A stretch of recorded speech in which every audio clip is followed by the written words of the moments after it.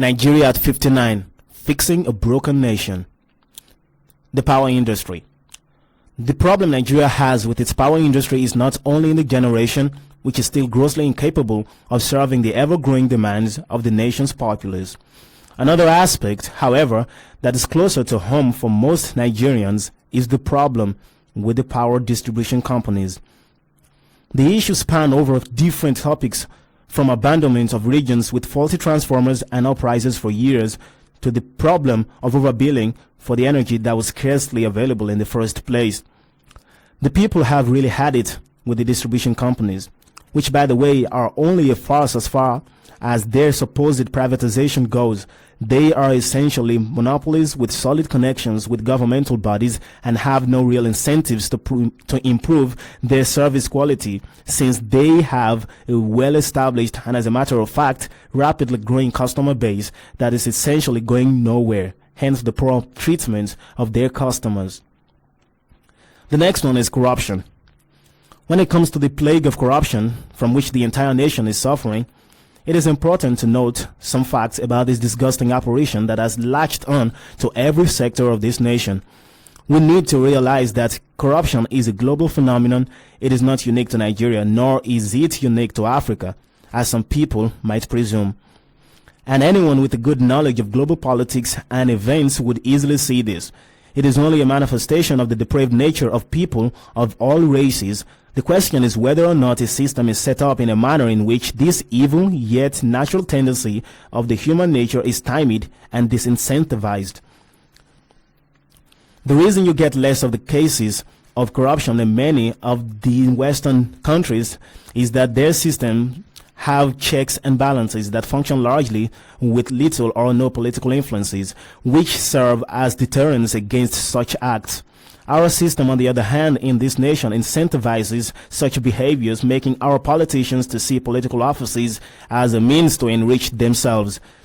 Even without the common cases of funds mismanagement, these politicians are legally entitled to unreasonably high amounts of remuneration.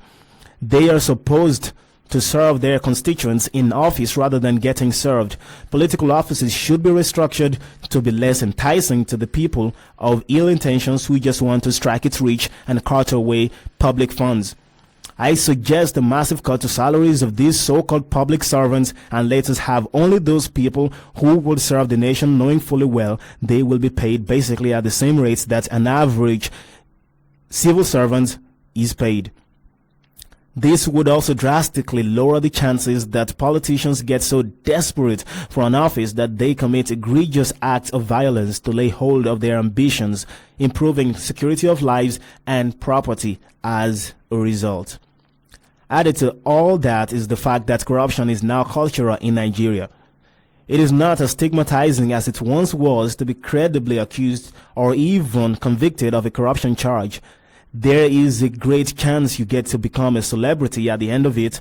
There are individuals, we all as a people and as a nation, through some unspoken rule, have decided to excuse their blatant acts of corruption while cracking down on those with less severe allegations against them.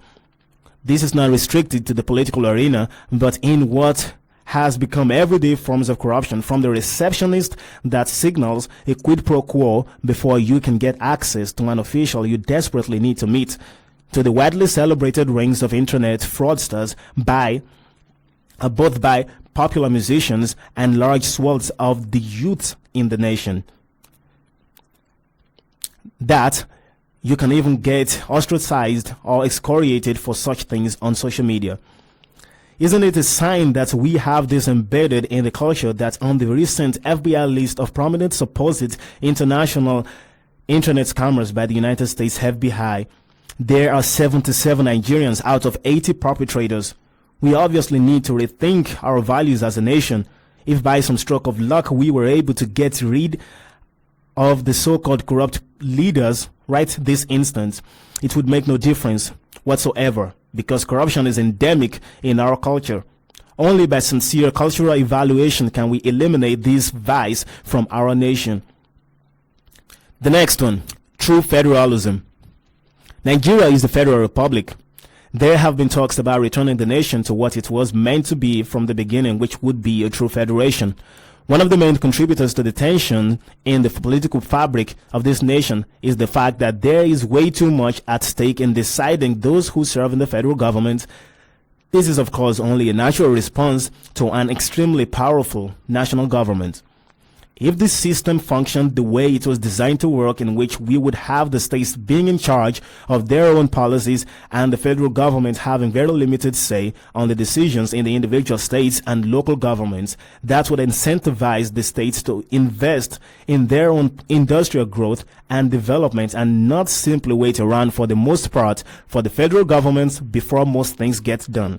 A system which means that every little thing that happens at the national level can easily mess with our lives. True federalism also ensures that each state can structure its system for its people as the people would want it, rather than an overbearing national government with little knowledge and interest in each individual states and communities. So that's what I have to say today about the state of the nation. So thank you very much for watching. See you guys next time. And Happy Independence Day.